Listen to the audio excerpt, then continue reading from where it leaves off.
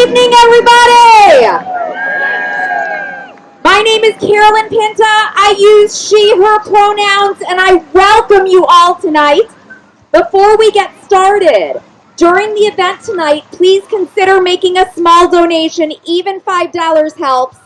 There are QR codes on two signs on either side that go either to Venmo or to our website.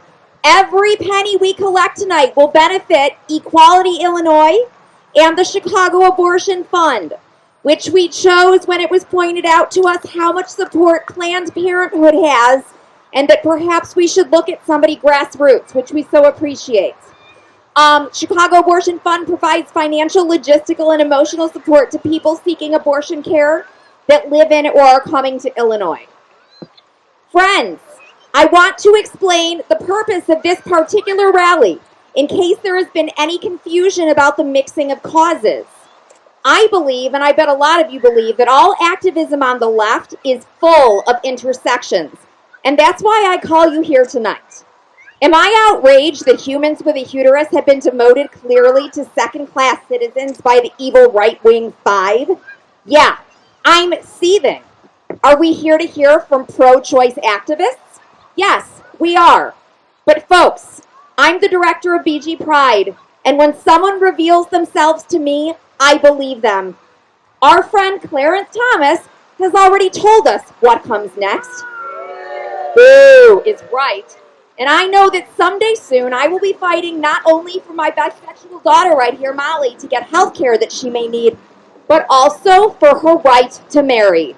And I am not willing to wait for that moment to arrive. Hear this mama roar! We will roar plenty tonight, but that's not going to change things, folks. We must organize. Tonight, we will proudly suggest ways for you to join us in that mission. Time for me to pass the mic. There are insanely knowledgeable people here to teach you what to do, and this is going to be a perfect start. You may know that the turnout for yesterday's election for age range 18 to 25 was ridiculously low. Boo! It was a primary, but in light of current events, stunning how low. On Monday night, 19-year-old Jenna Gayhart, who's here tonight, hosted a rally attended by over 500 marchers down the road in Arlington Heights. Were any of you at that protest in Arlington Heights? Thank you. Thank you. Let us lift this young lady up and help her to engage her peers. Jenna, we are unspeakably proud of your work, and we welcome you to address the crowd. Jenna, come on up. Huge applause for Jenna.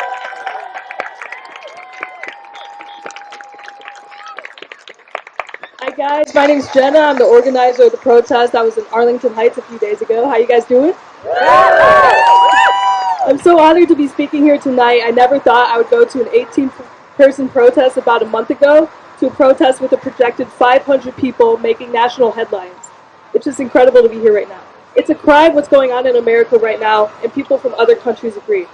I'm not the best with my words, so I got people from other countries to speak for me. These are their opinions on what's going on right now with the overturn of Roe versus Wade in America. These are their voices, and please keep in mind gender roles are still prominent in some of these countries, and there's no intent not to include people. This is a 20-year-old female from South Korea.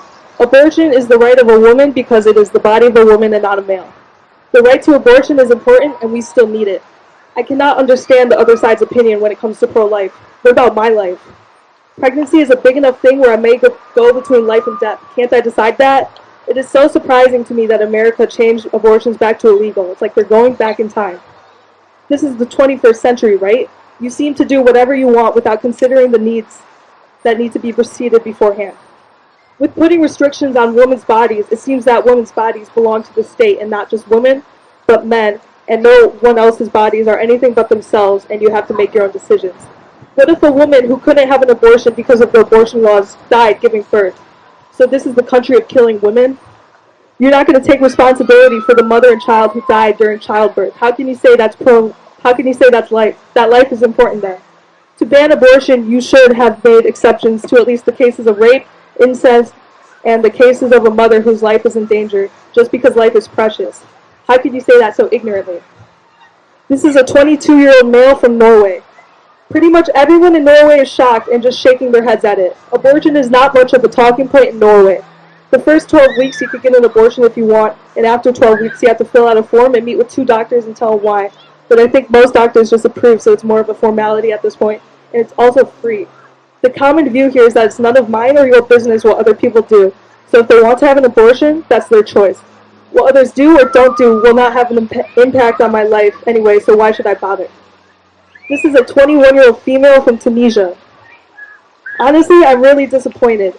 Coming from a country that is rather religious and yet still has legal abortions for the protection of those caring and the protection of women's rights, it's so disappointing that the court of a country that is so hell-bent on being represented as free is doing everything they can to take away as many freedoms from anyone who isn't a cisgendered heterosexual white man. Not only does this put women at risk, it also impedes on certain religions' beliefs, like in Judaism, where you meant to prioritize the living woman's health above a fetus's potential life. This goes against the First Amendment of religious freedom. Roe v. Wade being overturned isn't just a scare for irresponsible teens getting pregnant too young. It's an infringement on women's rights to their own reproductive system. It's a death sentence for many who may need an abortion as treatment for medical emergencies, and a factor in systemic racism where impoverished women of color are least likely to find a way to pay their way into getting an abortion. I come from Tunisia and China, both conservative countries with ultra-religious beliefs. Both are in hot water for human rights violations, and both are horrified at the overturning of Roe v. Wade and consider it to be a human rights violation. I know how privileged I am to be able to fly back to my country for an abortion if I ever needed to, and that only makes me feel worse for some of my friends living in America that won't have that option available for them. 21-year-old male from Sweden.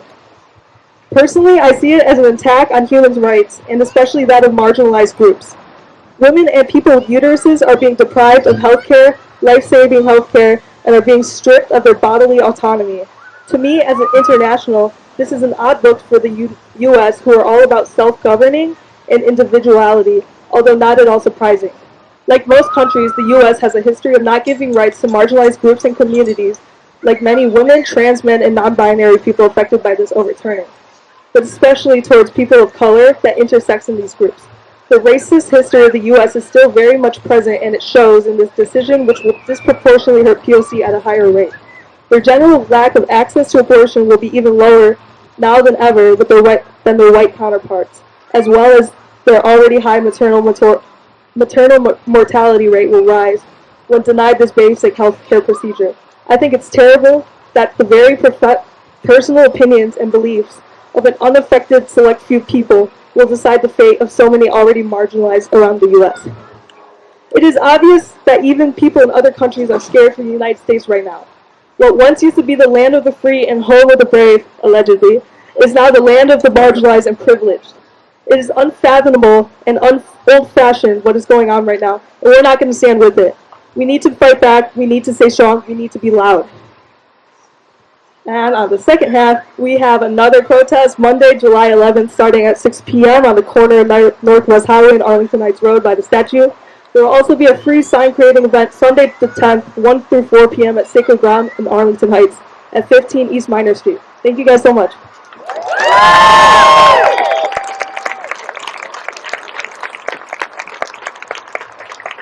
Give her one more round of applause. She was so nervous and she's so amazing.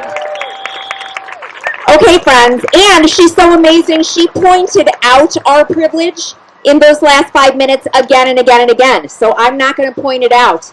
I'm just going to say that we need to recognize our privilege and use our anger to move us to make a difference. And that being said, let's hear about how to get involved from one man who is leading the charge in our state. Molly, come on up and introduce him.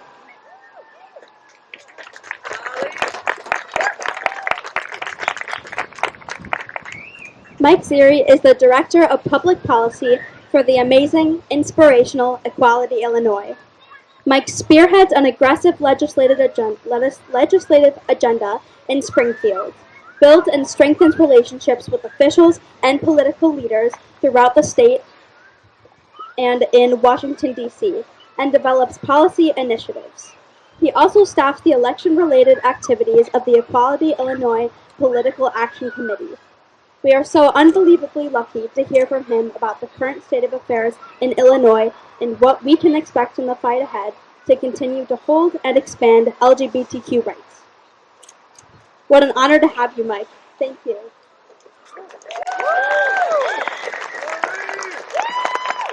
Wow, that is an amazing introduction. Thank you, Molly. And thanks everyone for having me here. I wish you could see what I'm seeing, because this is so exciting and inspirational and amazing. And this is exactly what we need right now more than ever. As Molly said, my name is Mike Ziri. I'm the Policy Director at Equality Illinois, the state's LGBTQ civil rights organization. My pronouns are he, him, his. And I just want to say it, reproductive rights are LGBTQ plus rights. The two are inextricably linked. There are no LGBTQ plus rights without reproductive rights.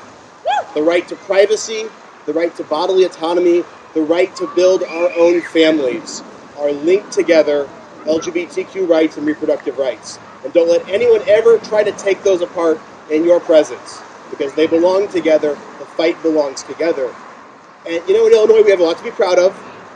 We have done a lot when it comes to reproductive rights and LGBTQ rights here. I was just chatting with Kevin Morrison about some legislation that have passed over the last 10 years. And you know, in terms of choice, we've passed the Reproductive Health Act to ensure that reproductive health care is a fundamental right in Illinois. And that's really powerful and impactful.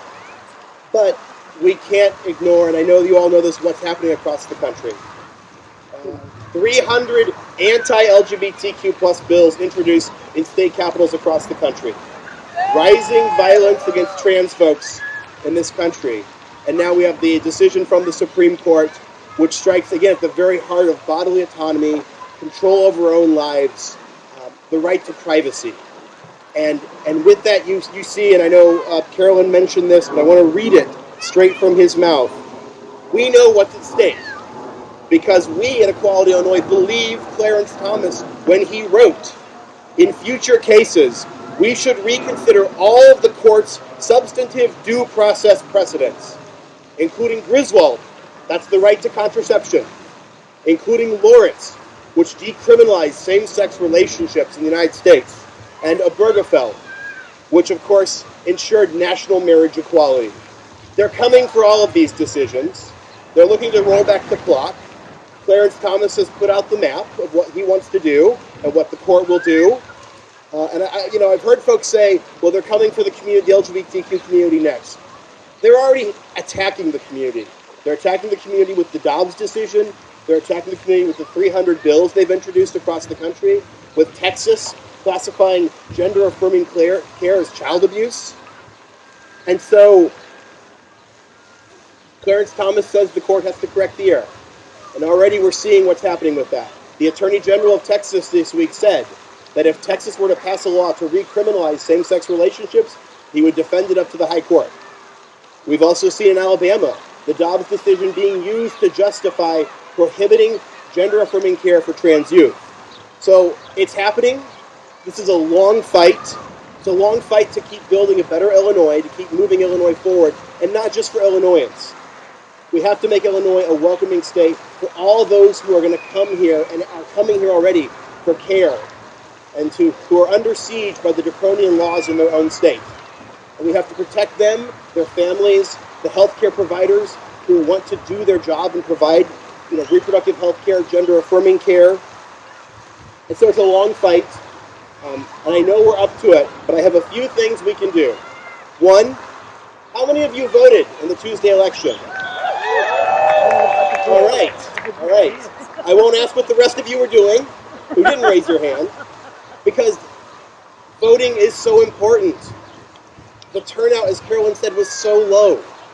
And when the turnout is that low, your vote, or the fact that you didn't vote, could be the difference between a pro-choice, pro-equality person winning, or someone who's anti-choice, anti-equality winning, and turning back the clock in Illinois. And so, don't just vote, though. Knock on doors. Phone bank. Text bank. Get involved politically. Voting is important, but it's not enough. You have to be involved politically. Let's be honest, the Republican candidate for governor wants to roll everything back. He would love to make Illinois like Texas, like Mississippi, like Missouri, but y'all can't let him do that.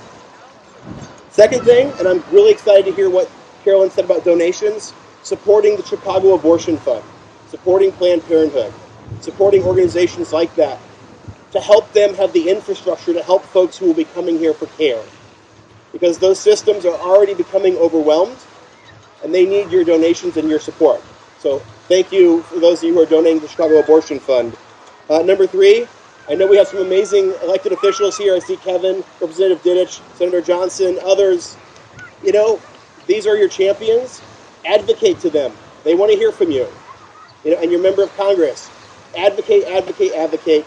You know, build that political power. And fourth, and really important, because there's a lot of pain and trauma right now, take care of each other.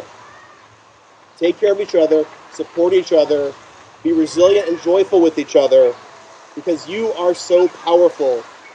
And it's okay if you need to take some time away at times. That's okay. There's a lot of us in this fight together. We all need to be helpful and supportive of each other. So there's a fight to continue, but I know that we all can get this done in Illinois and across the country if we just stay involved, stay engaged, take care of each other, and vote, get involved, and be out there in force to say, hell no, not in Illinois, not in our United States. Thank you very much.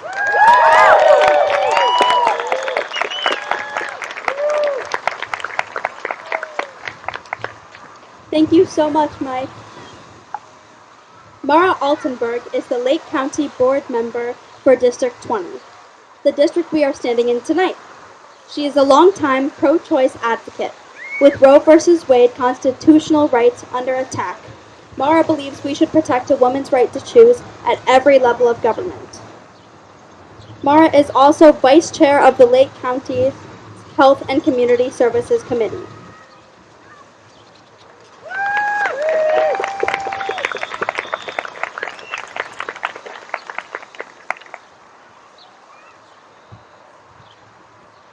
I come to you as a mother of two teenage daughters who is deeply worried about the rights, choices, and protections they will have going forward.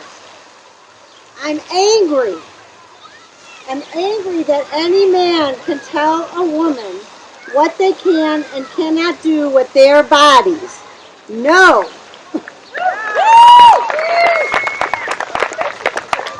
I'm angry that anyone can tell my children who they can and cannot love.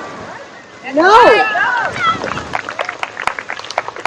I am here to channel all of our anger toward electing individuals who will protect these basic rights. At this moment, our own Kristen Sinema and Joe Manchin think that an archaic rule is more important than these rights. Ooh. Everyone needs to go out and help elect representatives that have the will to fight for what is important, federally and locally. Let's get out there and do this in November and tell Judge Thomas where he should go. Everybody you know to vote. We're going to have registration drives. We are going to get so many more people to the polls in November. It is so important, so vital to keep Illinois with all our freedoms and to keep the rest of America and give all these rights to everybody who deserves them. Every woman deserves the equal rights of a man forever. Forever. So get out there and tell your friends, get people excited and angry and mad, and get them out there working on this. Thank you.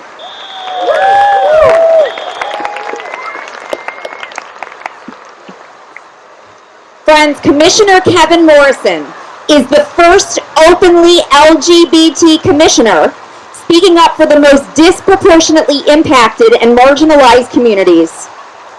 The visibility of our LGBT leaders in government is something BG Pride cannot highlight enough. The commissioner created a Cook County Department on Mental Health and a commission on addressing equity, bias, and cultural competency, which led to the hiring of the county's first county equity director, as well as the beginning stages of improved trainings for all county staff. And this is Cook County, by the way, folks. There are too many accomplishments to list for this young man since his election in 2018. Please welcome the commish, as his people call him, Kevin Morrison.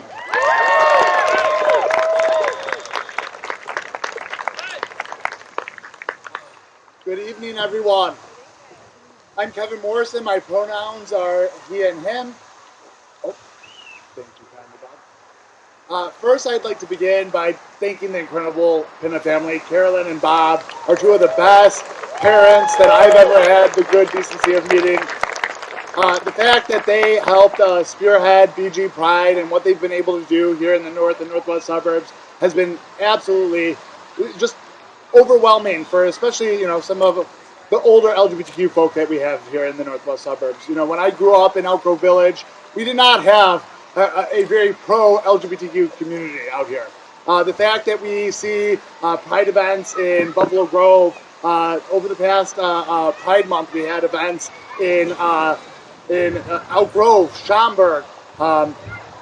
It is overwhelming to see the movement and progress that has been made, but I think we are all coming together today, and thank God, waking up to see what is at risk. Since I was elected on the county board in 2018, I became the first openly LGBT, but also the youngest county commissioner ever elected. We've been able to do a lot. She mentioned a couple of the great things we've been able to do at the county. A couple other things I'd like to mention are the fact that one of the first things I did was get rid of blatantly transphobic language out of the county code. Thank you. Just a little bit over a year ago, we were able to pass a policy unanimously, getting both Republicans on our board to vote in the affirmative to make sure that every county form and document moving forward is gender inclusive and trans inclusive. Now, I do want to begin with a bit of a positive note. When I ran in 2018, I was one of 3 openly LGBTQ candidates running for the county board. I was the only one to make it out of the primary. This past Tuesday, we had 4 LGBTQ candidates running for county board seats. There's 17 altogether. 3 made it out of the primary. I want to highlight Anthony Quezada because he's in a safe seat. I'm not. He's in a safe seat. He will become the youngest county commissioner ever elected, stealing my title, but I'm okay with it. He'll also become the first openly LGBTQ person of color on the county board. The other candidate that made it out of the primary is Maggie Trevor. That has been a historically Republican district. What is positive in that race, more Democratic ballots were pulled than Republican ballots. So there's a chance that come November, we could have 3 LGBTQ people on the Cook County Board of Commissioners. Now that is definitely exciting, and a whole lot of progress could be made if we were able to make those historic races possible. But we know what is at stake. At the end of July, my sister is expecting her first daughter. Thank you. It breaks my heart to know that my niece is going to be born with less rights than my sister was born with. We must make sure that we are doing everything that we can do to not only make sure that we're growing majorities across this nation, because one way that we can see choice become the law of the land again is by making sure that we elect more Democratic senators. We keep our majority in the House of Representatives. It could be codified in Congress, but right now we do not have enough Democratic members or pro-choice members in pro-choice Republicans that can make that happen. But we have an election coming up in 2022, and we can all step up our efforts by supporting abortion funds. Of course, it's going to make a difference by supporting groups like Buffalo Grove Pride, Equality Illinois, but we need to also make sure we are supporting pro-choice candidates up and down the ballot. Now, we saw the, I want to say, I think it's their state's attorney out of Houston saying that they will not criminalize the horrific law that we see in Texas. You know, that is just one indication of why local races matter and local state's attorneys matter. But at the same time, we see that if the Supreme Court takes the steps to start attacking LGBTQ rights, the Attorney General of the state of Texas has already said that he would make sure that he puts back in place the Texas sodomy law. That is mind-blowing. Lawrence v. Texas was 2007. So at 17 years old is when, you know, doing what you do with your loved one in the privacy of your own home got decriminalized across the nation. And we could be taking drastic steps back if we do not do something now. And it is so incredibly heartwarming to see so many folks out here today. I have a question for all of you. How many of you have volunteered for a political campaign in your lifetimes? I want to see hands. I don't see every hand up, which is okay, because you can make a difference, especially here in 2022. Every race matters. Every race matters. And so we need to make sure that we are doing our due diligence. Obviously, you care. That's what brought you here to this event today. We need to do our homework. We need to make sure that we know who are our pro-choice, who are our pro-LGBTQ, who are our pro-human rights candidates from every race, from president down to our county board, down to our municipal races. We need to make sure that we knock doors, that we make phone calls, that we galvanize our friends and family to go out and vote, and we help educate them. I mean, we're all busy. I know it's hard to do the research. Please lean on your friends, lean on people like the Pinta family who definitely do their homework. We can help give you great advice on who to vote for, who to support, who to knock doors for, who to make phone calls, and who to open your wallets up for. Because it is going to take the masses to wake up and make sure that we don't see any of our rights start going backwards again. I mean, it is mind-blowing to think that almost half the states could criminalize abortion rights in 2022. We must make sure that we get those rights back for every woman or person who, has the ability to give birth. We need to get those rights back for those people, but we need to make sure that we see no more backslides.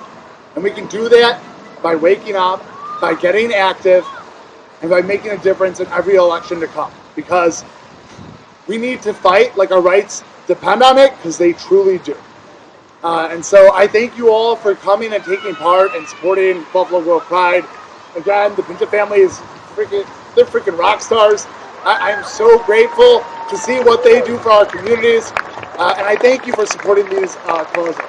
But please, we've got a critical election coming up in 2022. Please, every free moment you have, make sure you're getting the word out there. Make sure you're educating your communities, knocking on doors, making phone calls, opening up your wallet. It's too important, and a lot is at stake. So I thank you again for coming out here today, and let's fight and win in November.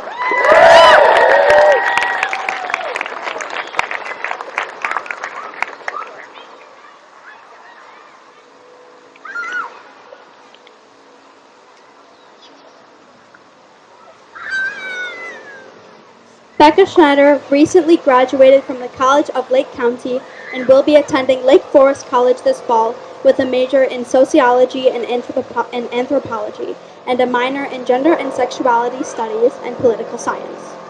She is canvassing with Lake County Women Dems and assisting Representative Dan Didech to meet new constituents. Upon her graduation from Lake Forest College, she would like to pursue research in the queer sex work community to help legalize it and make it safer. This past year, Becka was VP of Pride Alliance and the Treasurer of Student Government at CLC. Becka suffers from chronic health issues that are threatened by possible new SCOTUS policy.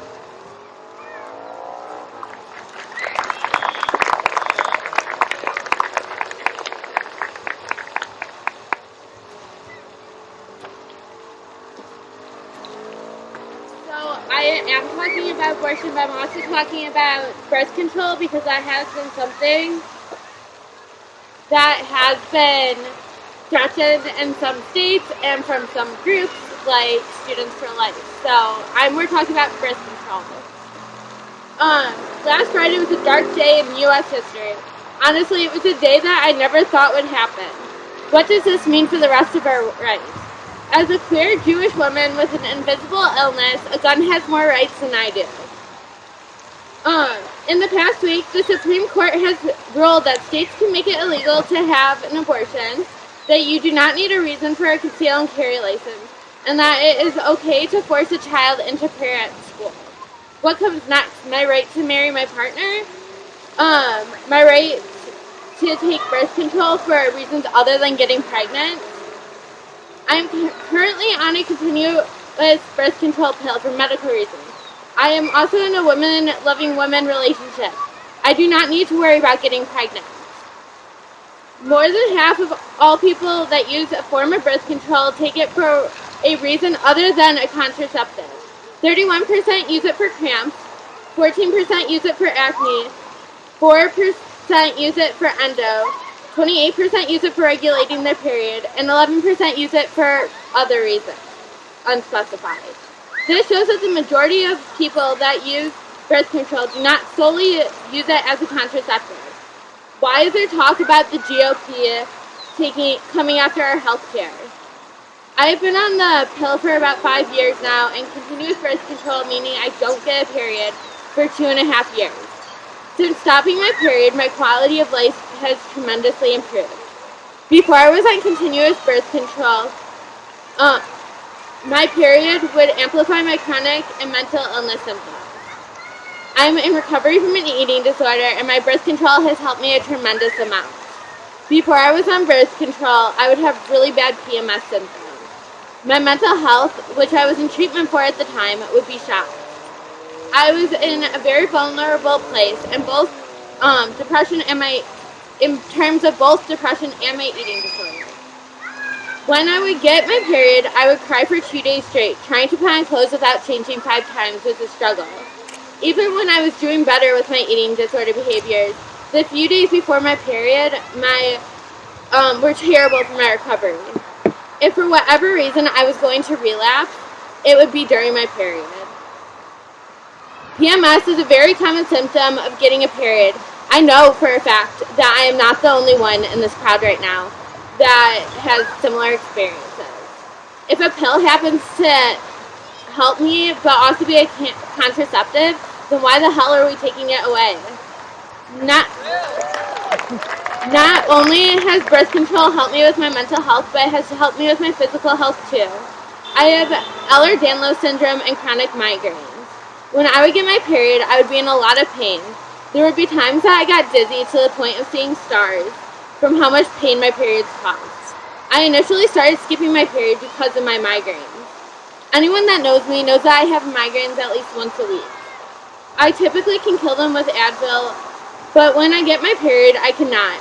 On top of migraines, I have extremely painful period cramps and back pain to the point where I get sharp pains in my uterus that make it so I cannot move for about a minute. Not only does my uterus hurt like crazy, allowing myself to get my period is allowing for my Ehlers-Danlos syndrome to start acting up. I typically have some sort of joint pain and stiffness that comes along with the syndrome, but when I get my period, my joints hurt more than usual. Living with pain is not a way to live. Why should the government be able to tell me I can't take my medicine because that happens to also stop you from getting your period? We cannot let the government take away our basic freedom as people with uteruses to have basic health care rights, such as birth control and abortions. For me, if the government takes away my rights, like there has been talk about, they are taking away my right to live as a happy, healthy 24-year-old. That is simply not okay. Whether it is my right to have birth control or your right to have an abortion, we cannot stop fighting. Why are we fighting a fight that our grandparents already won?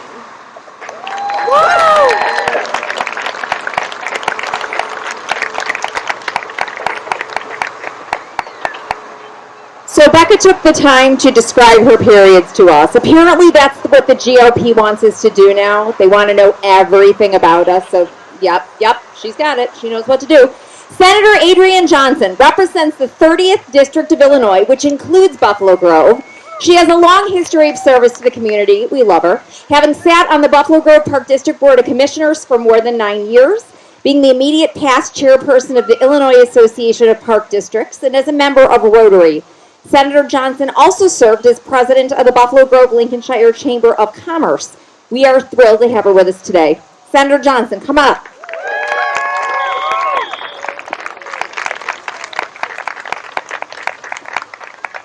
Thank you, Carolyn. Thank you, Bob, and thank you, Molly. Thank you to the Pinta Pride group for hosting this event. And thank all of you. You are all fierce advocates of all these issues that we are lifting up tonight. And I am State Senator Adriane Johnson of the 30th District, and I am a pro-choice legislator. I've been pro-choice my entire life. And you know what? When you think about our Supreme Court rolling back Roe v. Wade, first of all, it was predictable. Although it was predictable, it is despicable, the decision that they made. Yeah. But you know what? I like to lift up bright spots. So the bright spot is that today, Ketanji Brown Jackson is sworn in, and she's going to be a bright star on that Supreme Court. So there is hope. There is hope. And you know, I just want to say that I know Mike, thank you. I forgot to thank Equality Illinois as well. And thank you, Mike. Mike, he pretty much lifted up a lot of legislation that we passed that are now the law of the land in Illinois. And he's absolutely right about the Reproductive Health Act. We don't have to worry in Illinois. Illinois is a safe haven for all of us. But yes, it is a safe haven. So you should feel good in Illinois. You still have a right to your body, and no one can take away that right from you here in Illinois. And we're going to make sure that continues. In fact, Representative Didech and I, as well as our colleagues, will be heading back to Springfield next week for a special session to see what we can do to further strengthen the great laws that we have at the state of Illinois, make sure we're protecting the basic human rights, fundamental rights. And so that is really important to us. I want to mention, too, that in Illinois, you can still get quality health care. You can still love who you love. When you think about it, I'm actually kind of numb. I had some remarks, but I decided to toss them out because I've been numb for the last few days, and I don't know if you all feel the same way. And I think, right? And maybe like you all, I've been working through the 7 stages of grief, right? Because, right, we're grieving. And so if you think about it, we were in shock at first when we heard the news, but again, it was predictable. And then we were in denial. We were like, they are not doing this, right? They're not taking away the woman's right to her own body. You know, the privacy of between the doctor and the woman. Why are they doing this? And then, of course, we were, some people are depressed. Some people are depressed and down because they feel helpless. And then they're thinking about, well, what can we do next? Some people are still dealing with, okay, acceptance. But I tell you what, never, ever accept this decision. We must, right, as all of the speakers said, we must continue to fight. And as the commission said, like our lives depend on it, and it is absolutely true. Because let's face it, they have attacked, it is an all-out assault on women with this decision. And not only that, next is going to be an assault on LGBTQ rights, as Mike mentioned, because they're all connected. And then even attack on the climate. EPA cannot do their job now, right? Right? So an attack on interracial marriage. So you heard what Clarence Thomas said, right? We have, right, boo, we have a, yes, boo! And who was that who said, goodbye, Thomas, bye-bye, Thomas, Judge Thomas. But you know what? We have an activist rogue Supreme Court right now. And we have to do something about it. You know, I know people were all concerned about packing the courts. We need to do something. We have to get control. Because what I think is what's happening here is that you have people that's trying to roll back all of these rights that we talked about because they want to go back to a time in this country where racism and homophobia and all of these attacks on people were unchecked, right? And they can get away with it. You had Mike talk about all the laws that have been passed across the nation. This is an all-out assault on all of us. And so we need to continue to fight. And there are 5 things that Mike talked about, the commission talked about, and others, what you can do to make a difference. But there are 5 things that we can do. 5 things. Number 1, vote. Vote, right? Because it matters. In the primary, it mattered. You can see the candidates prevailed that the voters said, these are the people I want to represent me. And so another thing, did I say vote? Vote! Vote! That's the second thing. Third thing, vote! Fourth thing, vote! And vote is the 5th thing. Make sure you vote because it's really important and it matters. And so for that, I want to say thank you all again for coming. I'm going to keep it short because we are all here preaching to the choir. A lot of things have been said already. It is important to have these rallies. It is important to be heard because it matters. So thank you all so much for coming out, and thank you for the great work you're doing. And Mike is absolutely right. The members of the General Assembly, we are here to serve you and represent you, and we're going to continue to fight for you, fight for all of our rights. So thank you very much.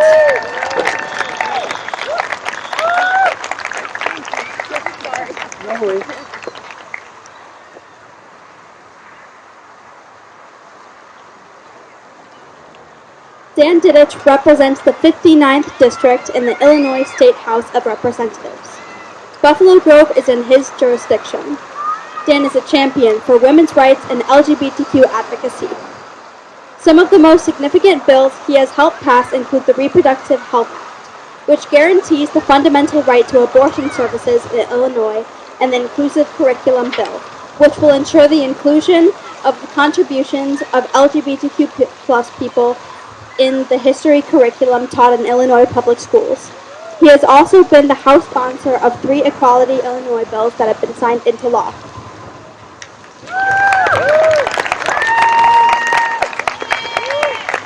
Hello everyone, how's it going? So, I want to start off by saying that Mike Ziri is right that we have a lot to be proud of in Illinois, and I'm echoing Senator Johnson a little bit, but something that we get used to as legislators in Illinois is saying that Mike Ziri is right, because he's right about a whole host of things. No one in Illinois has done more to make us the #1 state for LGBTQ equality than Mike Ziri, so give it up for Mike. We have a lot to be proud of in Illinois, but there was a time not too long ago where that wasn't the case. I remember I was running for office 5 years ago. I probably knocked on a lot of your doors, and when I asked people, what do you think about Illinois? What do you think about Illinois government?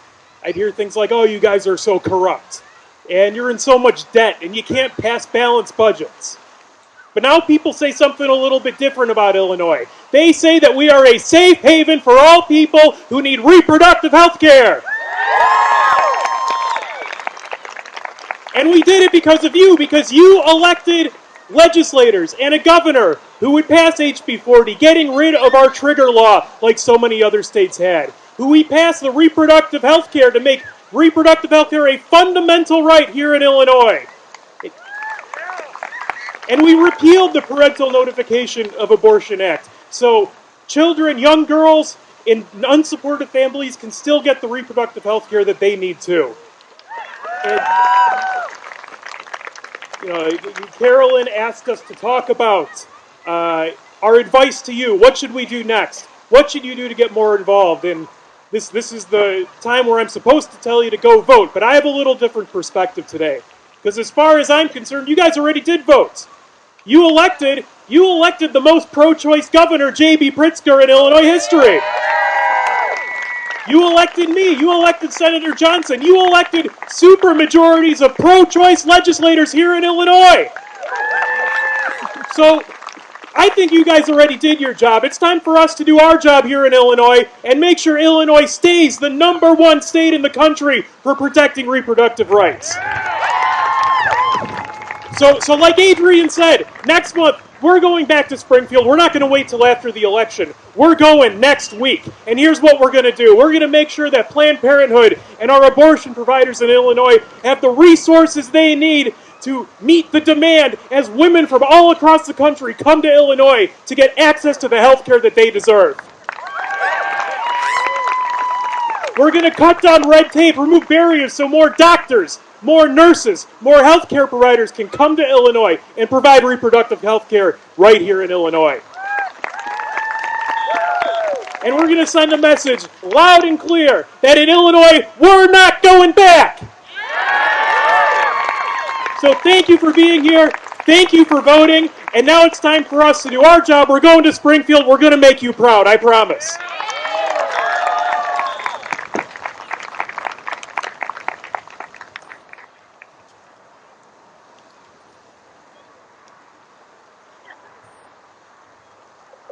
Julie Simpson is the Lake County Board member representing District 18, where she lives as chair of the Health and Community Services Committee and as a member of the Financial and Administrative and Rules Committee.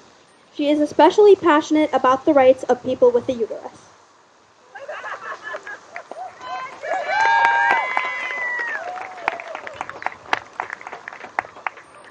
I can't believe I have to follow that guy. I'm not going to be able to be as dynamic, but when I got here tonight, there were introductions, meeting everybody, and somebody said, thank you for being here, and I heard somebody else say, I'm happy to be here.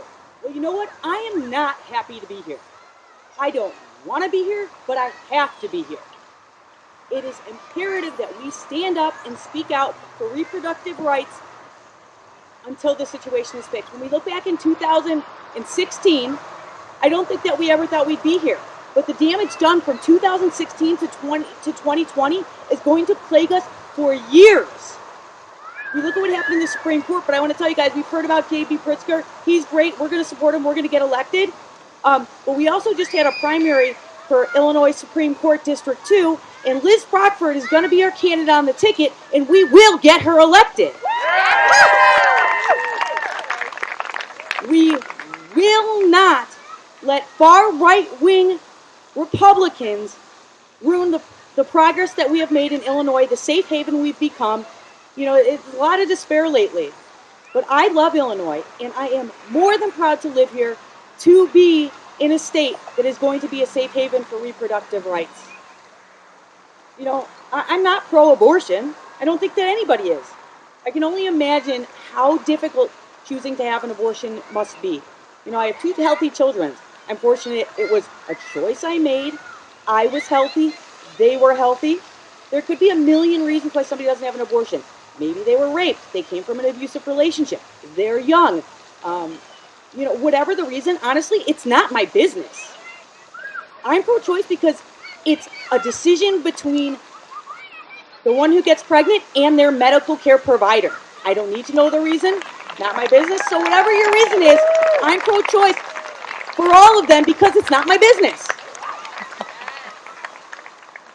I'm so proud that we have such an active community who's willing to join all of us and stand up. As everybody said, there's going to be more coming down the pipe. Whether I am angry to be here, because I'm angry, I'm going to continue to show up and be angry and let it be known. Thank you.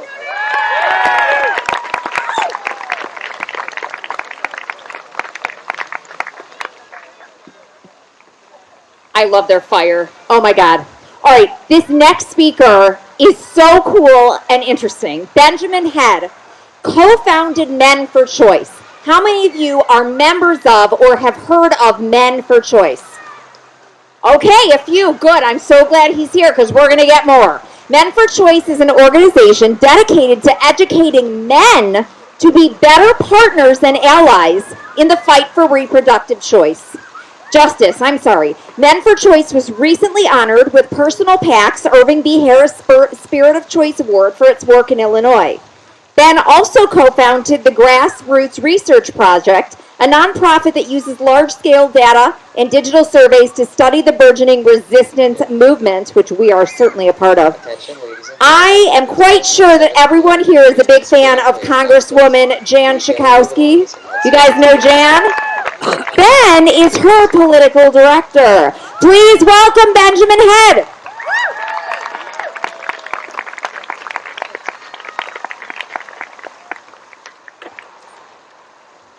How you guys doing tonight? Good and pissed off? Should be. Hey guys, my name's Ben Head. I'm honored to be here, both on behalf of Congresswoman Schakowsky, as well as Men for Choice. Sounds like you guys know Jan pretty well, so I'll focus a little bit more on Men for Choice tonight. We're an organization that's designed to educate, activate, and mobilize men to be better allies and partners in the fight for reproductive rights. For too long, pro-choice women have been forced to carry the burden by themselves, with too many pro-choice men sitting passively on the sidelines saying, "It's not my fight." Well, they're half right. It is never their place to tell someone what they can do with their body, but it is all of our place to stand up against those who would.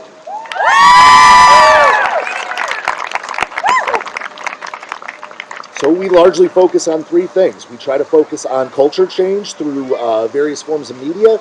We run a nationwide fellowship program where every few months we train dozens of young men to be better organizers and allies in the fight. And finally, we mobilize men to get out and donate, volunteer, and put their vote where their mouth is, and make sure that choice and reproductive rights become an issue for men as well. One of the things that the men in this crowd need to understand is that you have skin in this game. This isn't just about abortion. This is about power, this is about control, and this is about freedom. And if you believe in those things, you need to be on the right side of this issue.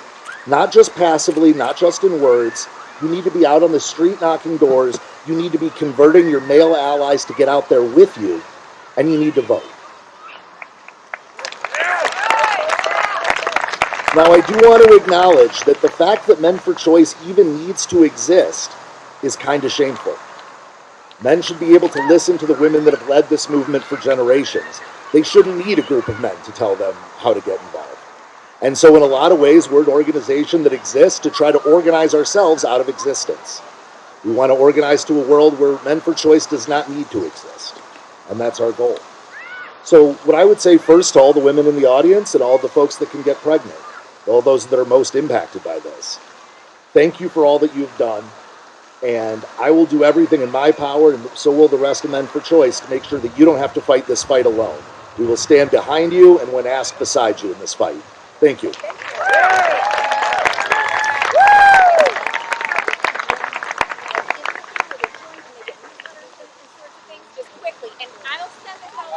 Perfect. So very quickly, anybody who's interested in learning more, you can check out menforchoice.org, and that's the number 4, menforchoice.org. Sign up for our newsletters, learn to get active, and if you're a man, we're happy to train you to be a better ally. If you're a woman, we're happy to support you. Thank you.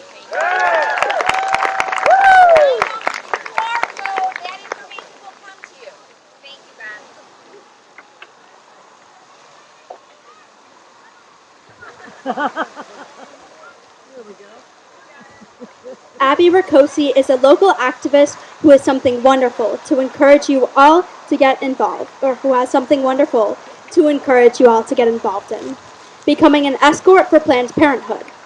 Abby, thank you so much for doing this important work and for telling us all how we might be able to join you to support people with a uterus on one of their most difficult days.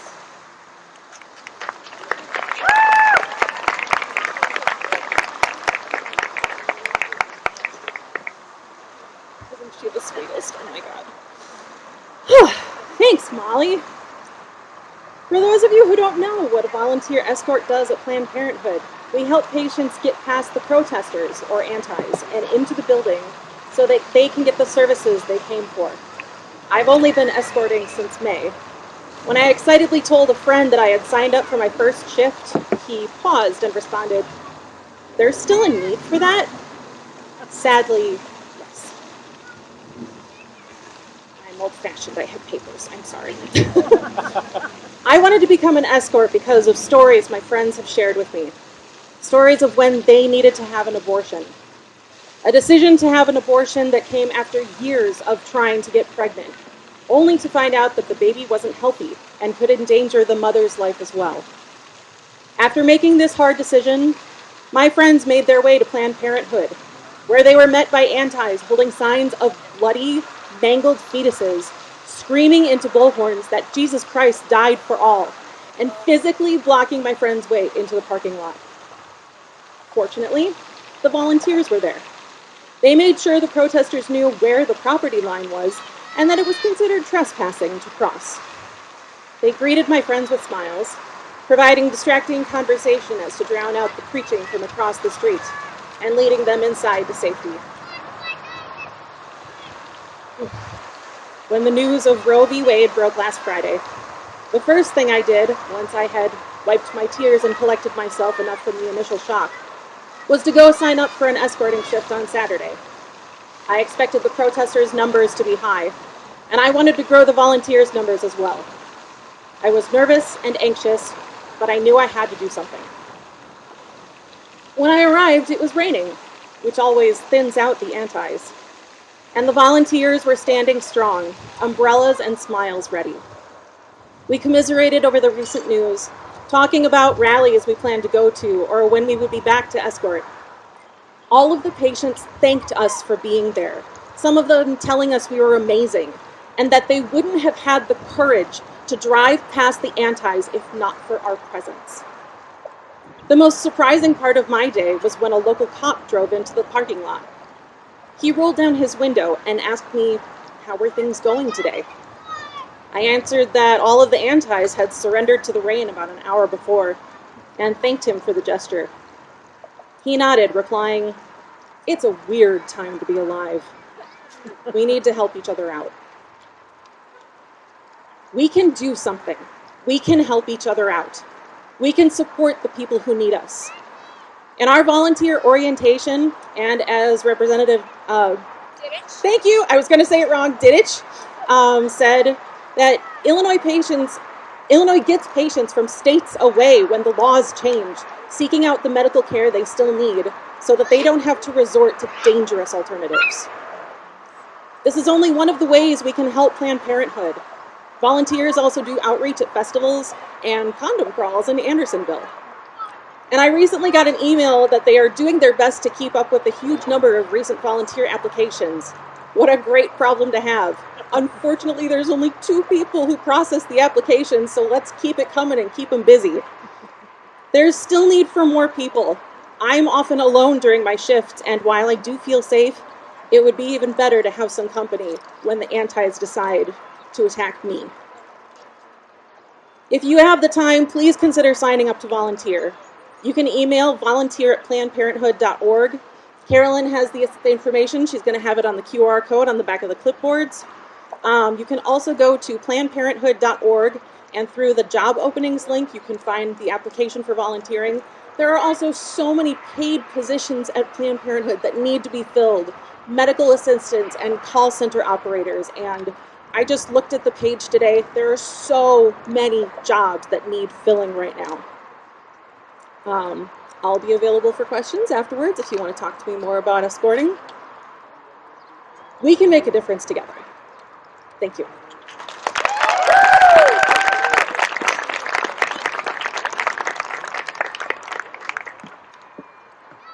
Okay, how many of you, when Abby just said she does shifts alone, were like, email me, I'll be there with you?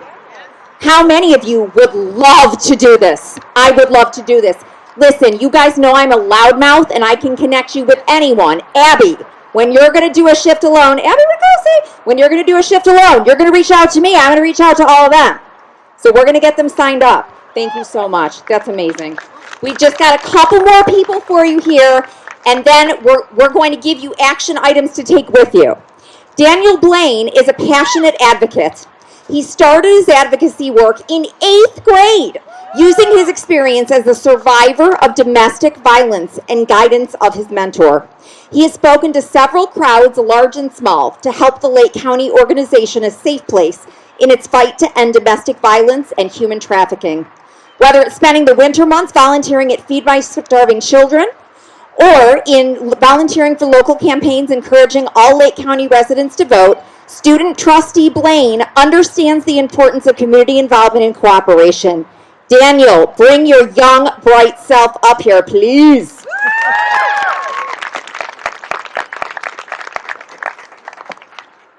All right.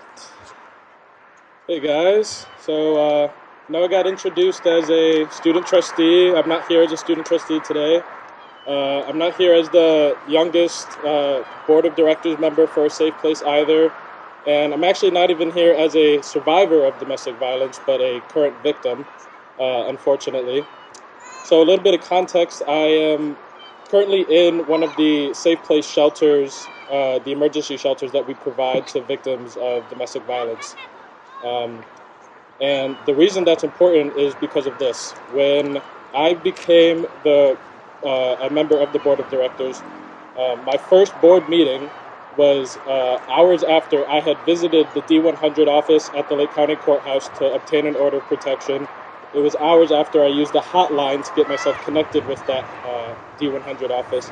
And it was minutes after finishing moving in to my hotel room, while I waited for the emergency shelter room to be vacated.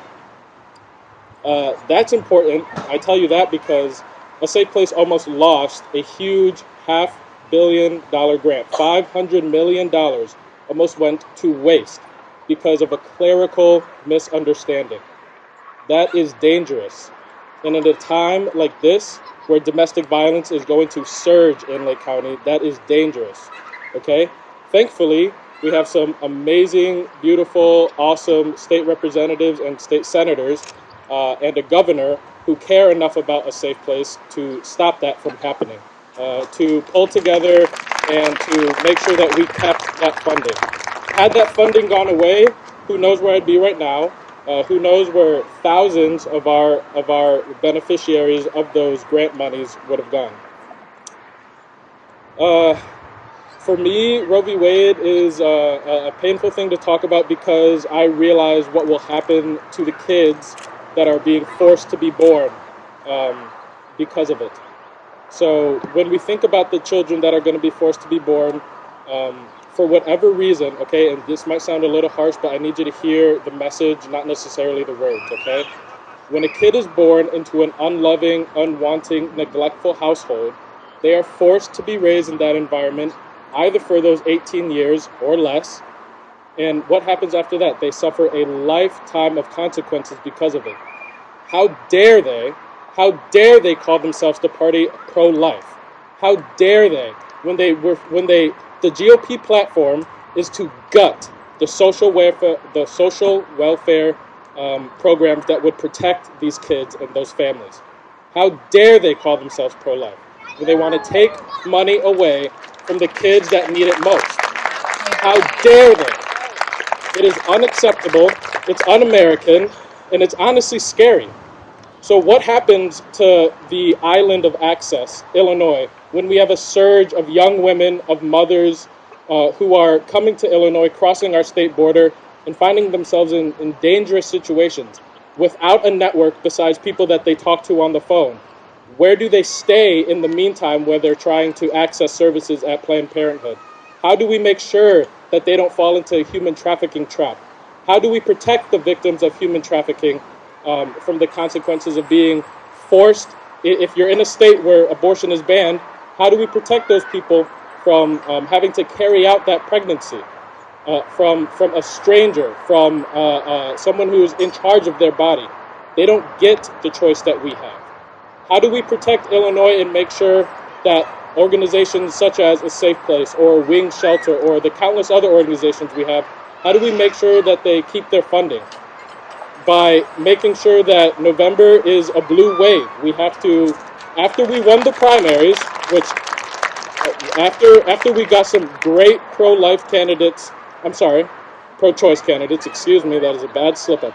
Some great pro-choice candidates onto the ballot. We need to make sure that we support them because those are the people we can demand of, okay? The Republicans are not going to listen to us, that is clear. You know, the people that will listen to us is Representative Dan Didech, State Senator Adriane Johnson, and all the other Democrats who have committed to the fight of being pro-choice.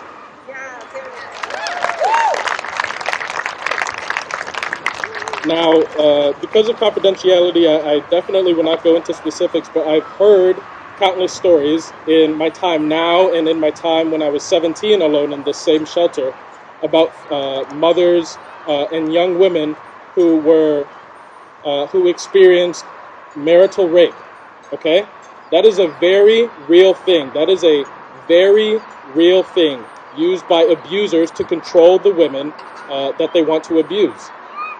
How can we expect a pregnant woman who already couldn't leave the house during the pandemic, who already couldn't leave the house pre-pandemic, how can we expect them to cross state lines, spend however much in gas, however much on a bus ticket, however much on a plane ticket to get to Illinois? We can't. We have a hope and a prayer for them, but we know thoughts and prayers don't work, do they? No, they don't. We need to make sure that our organizations, such as A Safe Place, and I'm sorry for plugging them, but I'm just a little biased, okay? I know a lot about them. A Safe Place needs to have the funding and the support from people like us. We have to donate to this organization. I don't say that as a board member. I say that as someone actively getting services. I say that as someone who's living with people that are actively getting services from them. Okay? We take people in from Wisconsin already. We're going to be taking people in from all of our border states. We're not just an island of abortion access. We're an island of domestic violence services. The GOP platform, like I said before, wants to cut social welfare spending. What do you think is on the chopping block? Domestic violence services. These people will have nowhere to go but neighboring states like us. So we got to make sure that A Safe Place is in a position to help them. Thank you for inviting me to speak. I hope I did okay, and thank you guys for coming.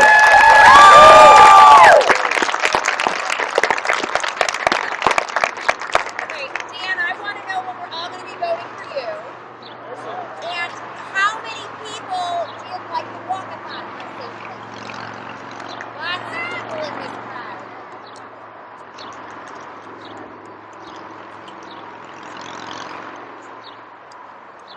Maria Peterson is a lifelong community activist dedicated to protecting the rights of women, the LGBTQ+ community, and our environment. She is the only pro-choice candidate running to represent Senate District 26 against a far-right extremist Republican. Maria has been endorsed by Equality Illinois, Planned Parenthood, and Personal PAC.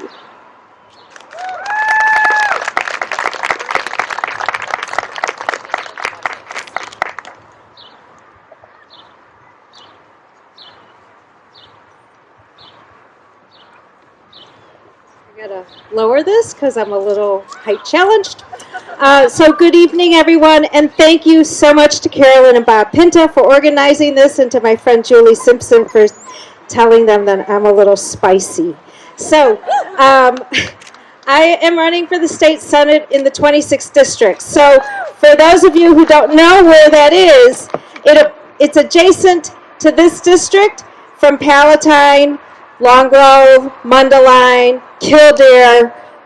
We go into Libertyville, and then on the north side we go into Wakanda, Lakemore, and then on the west side we follow the Fox River with Fox River Grove, Wakanda, Port Barrington, Island Lake, Fox River Grove, and then once you cross over Route 14, we go into the McHenry portion of Barrington Hills, Algonquin, Lake in the Hills, and then we go to I-90 where we have Hoffman Estates, all the Barringtons, and then Palatine, and then we kind of come back to this area. So it's a huge area. It's a very diverse area. We have farmland, we have 5-acre mansions, and then we have our middle class, which I am grateful for because that's who I'm fighting for. I'm fighting for our middle class. But what I really want to say here is the beauty of seeing so many different people. I'm different. I grew up different. I grew up as a Mexican American on a block mostly of white Catholics. And my mom was not a good speaker of English, and she became friends with a woman who was Jewish and an Italian woman. And together they became friends, and they learned how to cook and work with one another and protect one another from the white women who just didn't like them because they were different. So I'm going to fast forward to when I went to college and I met my soulmate, Ken, and he was a white Protestant and I'm a Mexican American, and we're walking down the street together, and of course we would get looks. How many people have encountered that, right? And so I even experienced discrimination in his family when his aunt didn't like me because I was Mexican. So I had to endure and just be really nice to her and get her to learn how to like me, that I was going to be a really good wife for Ken, and Ken was going to be a really great husband for me. But the best thing about it is that we have 3 sons born to us. Our oldest, who came out in 2009, he came out to me, dove into my arms and said, "Mom, I'm gay." And I was like, "I know." and he's like, "Okay." And I go, "But why did you hide it?" And he was just afraid. He actually left Barrington to New York City because in New York he could be himself. He didn't feel he could be who he is here in the Barrington area. And Barrington still has issues, right? We've had several experiences in Barrington towards gay and lesbian couples, and it just infuriates me. And that's why I know why my son left. But after he told me that, and we were ready to leave he was ready to go on the plane back to New York, he dove into my arms again, and he started crying, and I go, "What?" And he goes, "Mom, I'm really sorry for being the way I am." And I go, "What is that?" And he goes, "For being gay." And I go, "No." I said, "You're my baby, and I love you no matter what. And I will love you till the day you die or I die." My middle son is deaf. Another difference. So, deaf, slightly on the spectrum.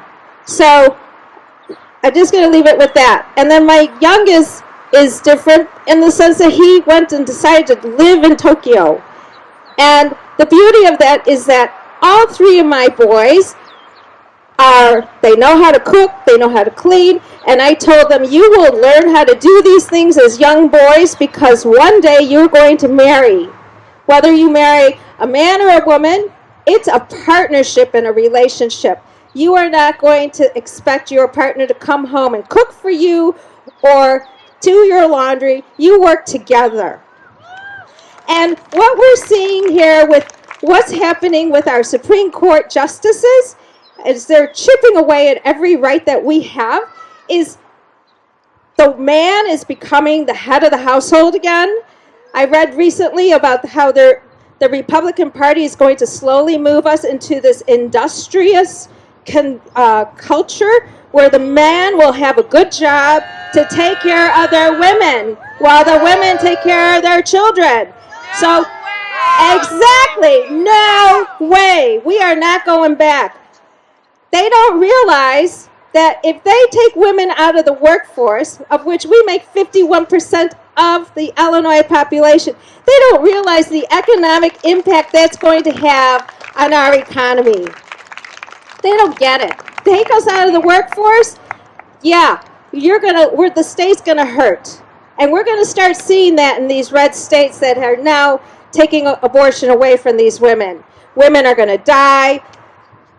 As the young man before me said, children are gonna get hurt. We saw that during the pandemic, that women were getting abused, children that were different, children that came out or had to come out that they were LGBTQ+, who were hiding it from their parents, they were getting abused. We saw this stuff happening, and we're not going to let it happen anymore. So, I don't live in your district. I don't live in Buffalo Grove. I live over there. But everyone has a friend who lives in Barrington, Long Grove, Kildare, Wakanda, Palatine. Somebody's got a friend. And if you want to get rid of somebody like my opponent who votes no on every piece of legislation that helps women get breast exams, cervical cancer exams, that wants to prevent the disabled people, and ironically, he is in a wheelchair, but he doesn't want to allow disabled people to get what they need. He wants to make sure that children are raised in Christian values. Don't put your religious values on me or anybody else. Keep them to yourself.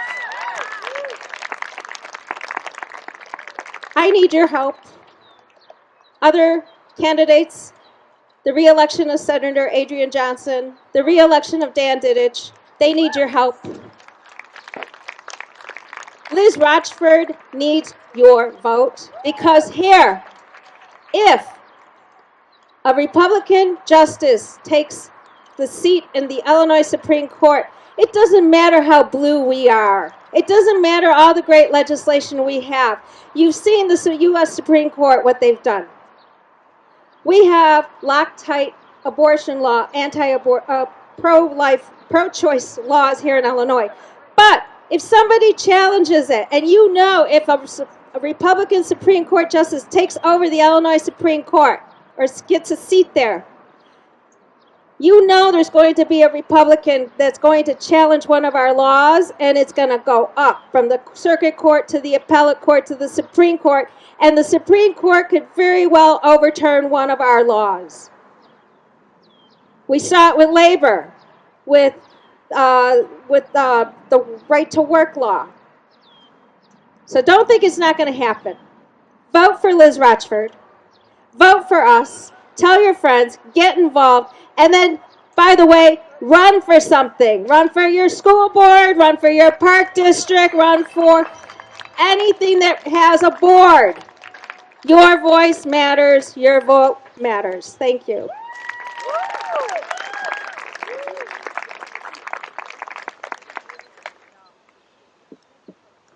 Maria will have our help and all of those who need it. So folks, I realize that tonight has been kind of a sitting and listening to different stories. If you need to get out there and scream, there are many opportunities. Like Jenna told you, July 11th, they're going to be on the corner in Arlington Heights.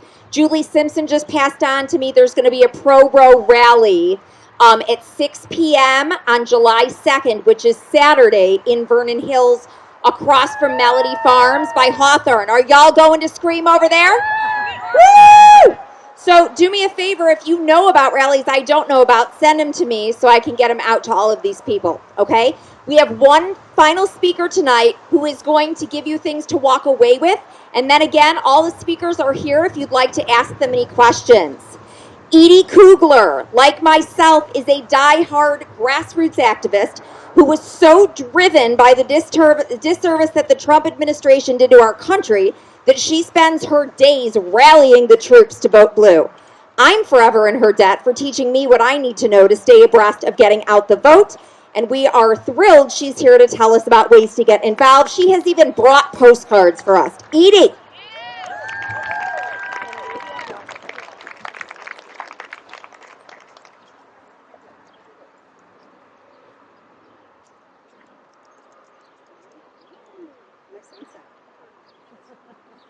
So Carolyn asked me to come here and speak about activism, and I am going to get right to the point. And I'm going to talk about how to get involved and work to resist the GOP oppression and to protect our fundamental rights for everyone. I'm going to share with you how to elect pro-abortion. I'm going to share with you how to elect pro-abortion, pro-LGBTQ+ reps and progressive reps in key states and in Illinois to represent all of us. What I really wanted to do was make this simple for you. So I put together a PDF with links to direct you right to where the work is. And Carolyn is going to go ahead and she's going to email it out to everyone who's on the QR code and on her mailing list. So if you're not on her mailing list, please do scan the QR code. So these organizations that I'd like to share with you and that I have on the PDF, they're organizations that empower us by uniting and amplifying our voices through networks, through resources, and they build platforms to resist the GOP agenda, to allow us to elect champions who represent our morals, our values, and our ethics, and to fight for progressive policies. So some of the organizations, and I'm going to just talk very briefly about them. There's 3 levels of Indivisible, and I have the links to all of them. There's the national, there's the state, and there's the local. And Indivisible is an expert in creating the roadmap to take us exactly where we need to go to get to where we want to be. Indivisible is an excellent organization to educate us, to inform us, even on a weekly basis, because we know how fast things change. I would highly suggest getting on their email list and attending some of their Zoom calls. They also have platforms so that you can talk to voters. And that is the one thing that I really want to talk today about, is not necessarily about us voting and getting to the polls, but it's essential that we get other Dems in key states to the polls and to vote for progressives. The big plan, the big obvious plan, is to win back. Well, the big obvious plan is to keep the House, grow the House, and also to add 2 Senate seats. 2 Senate seats will give us the opportunity to make Manchin and Cinema irrelevant. It will give us the opportunity to eliminate the filibuster and to codify the right to abortion and to protect all of our rights. 2 senators. There are amazing candidates that are running. There's amazing people that just won their primaries. Just to name a few people, John Fetterman. John Fetterman will basically kick Oz, Toomey, and Casey to the curb. Yes. Mandela Barnes just won his primary, and he will kick Ron Johnson to the curb. And it's time for that. We have Vale Demings in Florida. There are so many progressive candidates, and it's all listed in the PDF that I put together for you. So what do? We call, we text, we campaign, we canvass, and we write postcards. Phone banking is one of my favorite things to do because it allows me a one-on-one conversation, and we're calling people that have voted Democrat in the past. We're not wasting our time talking to Republicans. If we get a Republican on the phone, it's basically, thank you very much. Well, we don't say you're not worth our time, but it's thank you very much, have a good day, and we move on. And the other thing I want to mention too is that it's fun, it's uplifting. There have been so many times during the past 5 years where, you know, we feel defeated, right? We're angry, we're disappointed, and to be able to get onto a phone bank and to see other people on the Zoom call who are there for the same reasons that you're there. They're like-hearted, like-minded people, and we're all working to turn our country around. But there's also times when it's really fun. And I know Caroline was on a couple of Becka calls with me where they would literally start the Zoom call with just dancing. You know, music, everybody's getting up from their seat, they're literally dancing around. And to see smiling faces and 400 other people that are taking an hour out of their evening or 2 hours out of their evening to talk to voters is really uplifting. So basically this is, I think I covered everything. I didn't even look at my... Everything that I didn't cover will be in my handout. Thank you.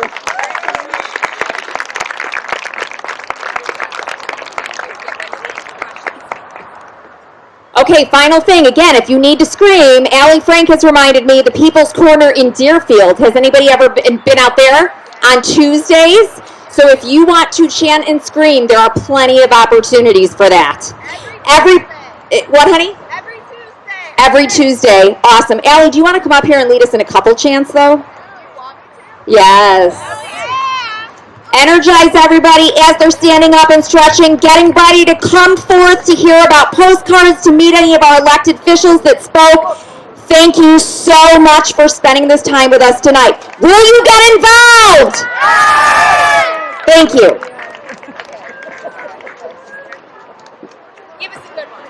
Hi, thank you for coming. Okay, this first one is going to be call and response. I think you can fill in the blank. Our bodies! Our choice! Our bodies! Our choice! Great, I love that one. Who knows the fantastic RBG, yeah? Instead of I dissent, what do we say? We dissent! Aren't you getting that tattoo, Carolyn? Tomorrow. Oh yeah! We dissent! We dissent! We dissent! We dissent! Good one. All right, here's another one. Hands off our bodies! Hands off our bodies! Hands off our bodies! Hands off our bodies! You guys are good at this. Let's see, there's another one. I've seen it on some signs, and I know Didech said it. We won't go back! We won't go back! We won't go back! We won't go back! Thank you guys so much for coming.